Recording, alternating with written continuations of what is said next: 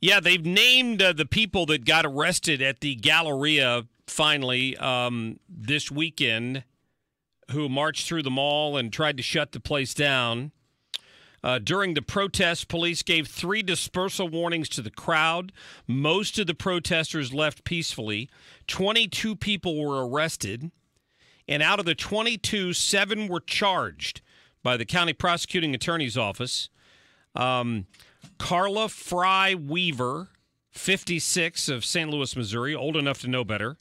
Jeffrey Stack, 57, of Columbia, Missouri, old enough to know better. Then you get to the ones that are maybe borderline because of their age. Colin Ferguson, 25, of St. Louis.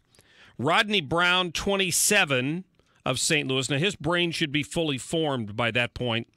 Demetria Ballard, 20, of Florissant. She's still in the teenage range, so her brain not fully developed yet.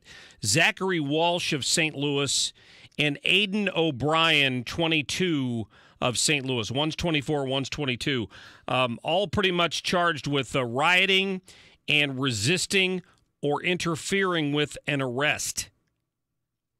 So I heard the one complaint about the lady, the old lady who they said it was a grandma trying to protect her grandchild, but she jumped onto the back of a police officer.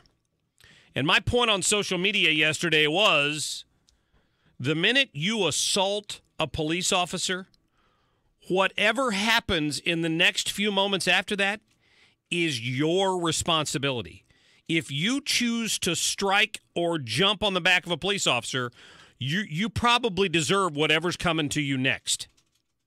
So I don't have any sympathy for that. Stand there and yell at him if you want, but the minute you touch them, it's all off limits. Let's get to our guest, Liz, please. Thank you. Who is the man that would risk his neck for his brother, man?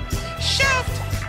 Jerry Jones of the Dallas Cowboys joining us right now. No, I'm sorry. What's up, Chris Arps? How are you? What a weekend. No kidding. What a weekend. Yeah. What a weekend. What's your position on this case where at the Galleria, it's a private property, these people were given plenty of notice that it was time for them to clear out after somebody threw a trash can at the police, and yet they're still claiming that the police were having a police riot and used excessive force in arresting the people who were there. Well, I mentioned it to someone on my Facebook page that if the police ask you to leave or you're not complying with an order and they have to remove you, sometimes that's not going to be exactly a pretty sight. Well, the sad thing about it is when you've got people like Representative Stacey Newman, a state representative, going in the media claiming not to be anti-law enforcement, but then calling what the police did extreme police tactics. There's just no video to back up these allegations that some woman was choked because of a picture the Post-Dispatch got after she jumped on the police officer's back. That's the picture. Stacey Newman is just another example of a lot of people around the country that have gotten whipped up basically in a hysteria. And I think they all want to be part of this big group thing, to be a big part of this big movement. You know, I saw over the weekend a bunch of celebrities were doing a hashtag Take a Knee, and all of them were taking pictures of themselves, these celebrities, so they could tweet it out, so they can be a part of the movement, the happening. I mean, this is very interesting to me watching all this because I'm an amateur kind of student of psychology, and you just see mass hysteria. You see the tactics that charlatans and cultists use to whip people up in a frenzy, to get them to do what they want, and you just see all of it playing out to this. I mean, it's sad. I hate what's happening to our country and to the NFL, but from an amateur psychiatry standpoint, it's very interesting.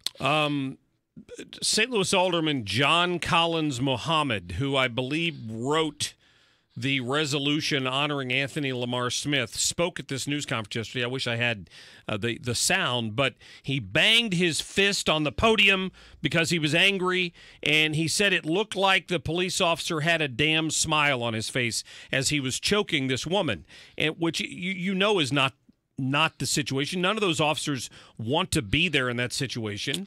And I played the audio from Channel 4. You could hear the police officers warning them 3 different times to disperse.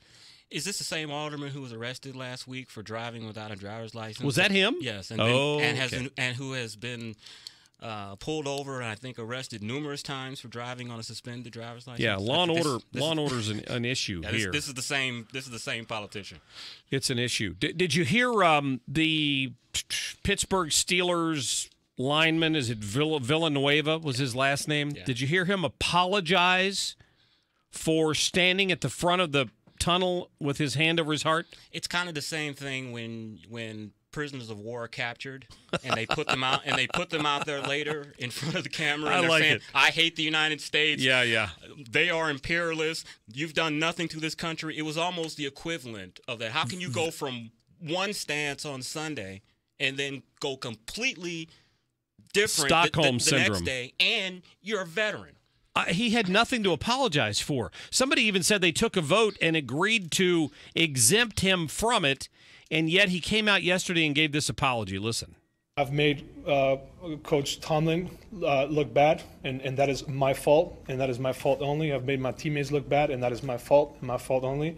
And I made the Steelers also look bad, and that is my fault and my fault only. He has nothing to apologize for. That man did 3 tours of duty in a combat zone and now plays in the NFL. If he wants to stand up and put his hand over his heart when the national anthem plays for the people that have made the ultimate sacrifice for this country, he should get to do that without having to apologize to anyone. And it's very telling to me is who did he apologize to first? The coach. You would think he would say, I want to apologize to my teammates. I want to apologize to the Steelers organization. Then I want to apologize to my coach. I think the fact that he apologized to his coach first tells me someone put a little pressure on Mr. Villanueva. Yeah, I'd say so. Well, I mean, Tomlin came out and said yesterday he was disappointed. He thought he had 100% participation, but clearly not.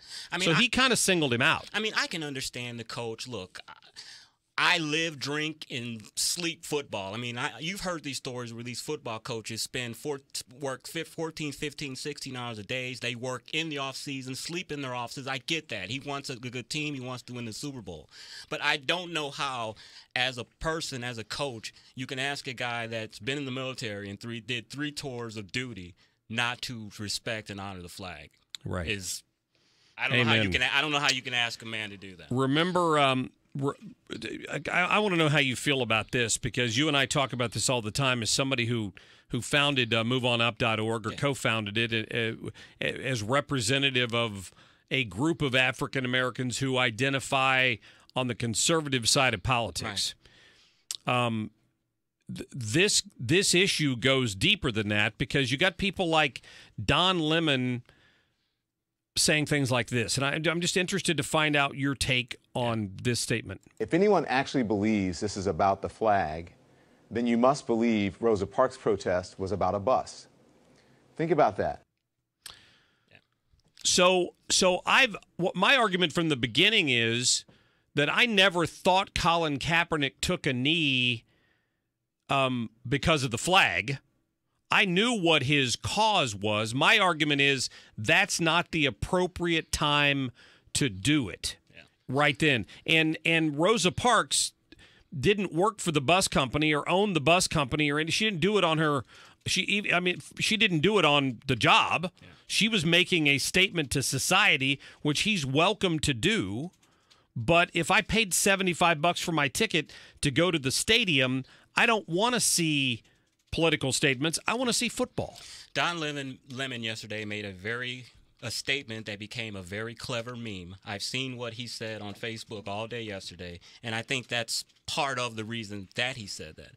Look, I'm going to give you a perspective on this from a black person. Okay. And a conservative black person. You know, I'm as conservative as the next person. I'm Second Amendment, pro Second Amendment, life, the whole 9. But as I tell my Facebook friends who, when they think that I'm not complete conservative and call me a rhino, I'm still have my black consciousness. And I know who I am as a black person, even though I'm a conservative. Now, when you have a league that is 70% black and 100% of the players that are participating in these protests are black, and the president says if any of these son of a bitches, and I don't know if I can say that, doesn't go out on the field, and 100% of the people that have been doing these protests, I think it's a logical conclusion that he may be referencing black people. What and these football players, they've been massaged, they've been cuddled. Donald Trump basically told these black men Sunday, "Yo mama." When he said, "You think so?" When you said SOB, son of a bees, and you said you SOBs, and they're calling him son of a bees. He basically, and that's why those players said. The majority of those players would have never went out there and protested. But because he said SOB and they took that as yo mama, and as you played earlier, a lot of them took that as a euphemism for the N-word. He can say SOB but can't say N-word. Do you agree with that? I don't agree with that, but in this heightened racial tension, I can see where people that can make that argument. I don't believe that, but I can see where I can easily make that argument. I don't think he targeted that at just the black players. But the black players are the ones that are doing the protest, Mark. But you can't call somebody an SOB because of the color of their skin. I mean, that's kind of that term's been around forever. I know that, but he said the SOBs that are not standing up for the flag. Who are taking a knee for the flag. What are the majority? Who has been the majority of the players that have been taking a knee? Which is why Don Lemon says it's never been about the flag. But his point, and back to my point, was I understand that when Colin Kaepernick took a knee, it wasn't about the flag, but it's not an appropriate time to be protesting some other issue that has nothing to do with what the national anthem is about. Oh, I agree with that. I agree with that 100%. So that's why I think that in that context, that he wasn't insulting them anymore to be insulting anybody that he called an SOB. I know, Mark, but trust me, as a African American, I'm conservative. Okay, I'm with that's you. fine. I'm just saying. I'm with you 99%, and I'm with this audience 99% on conservative issues. But as a black person that's conservative who will never lose their black consciousness, I can tell you that's how the black players took that as your mama, and you're calling my mama a itch, and it's a euphemism for the N-word. That's how the black players took it. Well, you're the second person I've heard say that, so that's surprising. We'll get to some phone calls here in a minute. 314-969-9797. Also want to talk to you about how your beloved Dallas Cowboys and Jerry Jones, Mr. Tough Talker, dealt with this last night on Monday Night Football. It's all coming up. 314-969-9797.